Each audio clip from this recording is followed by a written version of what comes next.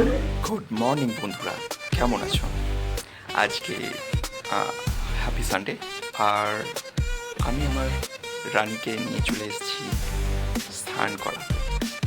So তোমরা নিশ্চয়ই দেখতেই পাচ্ছ যে আমার যে হন্ডা এক্সপ্লেড গাড়িটি, ওটা আমি আজকে অনেকদিন বাদে সার্ভিসিংয়ে নিয়ে এসেছি।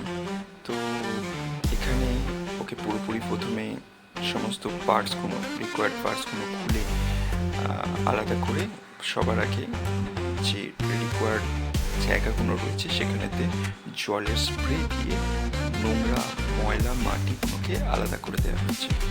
তো এখন সেই কাজটাই চলছে। এই পুরো প্রসেসটা করতে সময় লেগেছে 15 to 20 মিনিটস, কিন্তু আমরা সেটাকে ছোট্ট করে দেখাবার চেষ্টা করছি যে অ্যাকচুয়ালি এই কাজটা কীভাবে হয়। ফোর্সফুলি জলের প্রেশার দিয়ে এই ধুলো ময়লা মাটিগুলোকে পুরো গাড়ি থেকে আলাদা করে দেওয়া হয়। সেই কাজটাই এখন এটা চলছে এবং এটা মোটামুটি আমাদের কাজটা শেষের পর্যায়েই পৌঁছে গেছে। পুরোপুরি ম্যাক্সিমাম কাজটাই হয়ে গেছে দেখা যাচ্ছে। এবং এর পরের পর্যায়ে আমরা যেটা দেখব যে চেইন এবং যেখানেগুলোতে মোবিল এবং লুব্রিকেন্ট জায়গাগুলো যেখানে রয়েছে সেখানেতে অয়েল স্প্রে করে সেখানে নোংরাগুলোকে কিংবা অয়েল দিয়ে সেই নোংরাগুলোকে আলাদা করতে হবে। তো আপাতত বডি স্প্রে কাজটাই চলছে। এর পরের পোর্শনটা আমরা দেখতে পাবো যে কীভাবে চেইন এবং যেসব পোর্শনগুলোতে আমাদের প্রয়োজন আছে সেই পোর্শনগুলোটা আমরা পরিষ্কার করব ভায়া কেরোসিন তেল কিংবা এই জাতীয় কিছু। তো ওকে, মোটামুটি জলের স্প্রে খুব ভালোই দেওয়া হচ্ছে আপাতত এখানে। ওকে, দ্যাটস গুড। ঠিক আছে, আপাতত আমাদের স্প্রে করে জল করার কাজটা কমপ্লিট হয়ে গেছে। এবার আসছে চেনের পোর্শনটা। চেন কীভাবে ক্লিয়ার করা হয়, চেনেতে কীভাবে নোংরাটা, যেহেতু বাইকের চেনটা ওপেন সেহেতু অনেক ধুলো ময়লা জমে।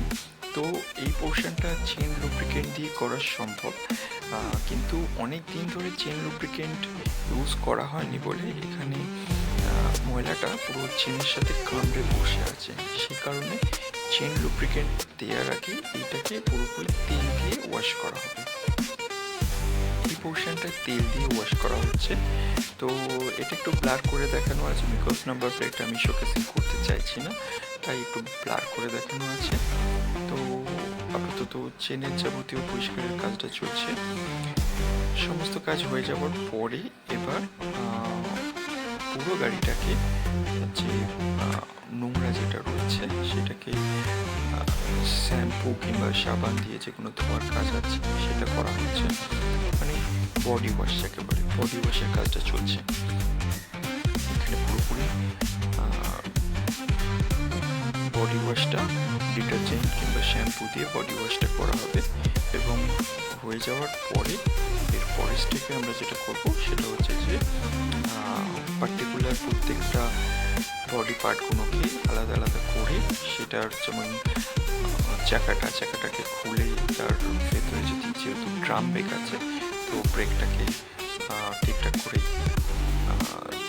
সেটিং করতে হয় এবং ব্রেক শুটাকে পরিষ্কার করতে হয়, সেটার কাজ করতে হবে। তারপরে হচ্ছে যে আমার আরও কিছু লাইটিংয়ের কিছু প্রবলেম হচ্ছিল, সেগুলো ঠিকঠাক করে দেওয়ার কাজ হচ্ছিল। তো আফটার দ্যাট এইসব হয়ে যাওয়ার পরে পুরো গাড়িটা আমার রেডি হয়ে যাবে উইদিন ফিউ মিনিটস। তো আপাতত ভিডিওটা আমার মনে হয় সবার ভালোই লেগেছে। আর নিজের রানীকে এইভাবে চান করানো দেখতে কারি না ভালো লাগে, এটা প্রত্যেকটা ছেলের ড্রিম। আশা করি যারা আমার মতো ইয়াং জেনারেশন, যারা অ্যাকচুয়ালি বাইক ভালোবাসো, তাদের এই ভিডিওটা পছন্দ হবে।